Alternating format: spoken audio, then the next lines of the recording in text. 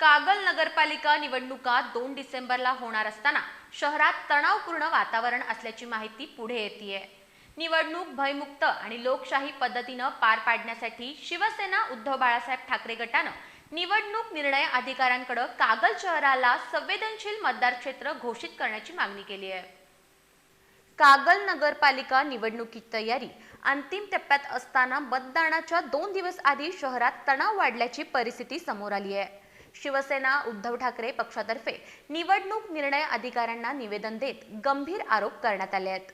निवेदनात कागल शहरात अनधिकृत पैशांचा वापर सुरू असल्याचा तसंच मतदारांना इशारे देत दडपशाही करण्याचा आरोप करण्यात आला आहे।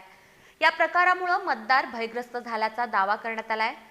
2 डिसेंबर रोजी मतदान होणार असून निवडणुका भयमुक्त वातावरणात पार पडाव्यात यासाठी कागल शहराला संवेदनशील मतदार क्षेत्र घोषित करण्याची मागणी शिवसेना गटाने केली आहे। मतदारांच्या सुरक्षिततेसाठी आणि लोकशाही प्रक्रियेच्या रक्षणासाठी संबंधित यंत्रणांनी तातडीने आवश्यक उपाययोजना कराव्यात अशी विनंतीही निवेदनातून करण्यात आली आहे।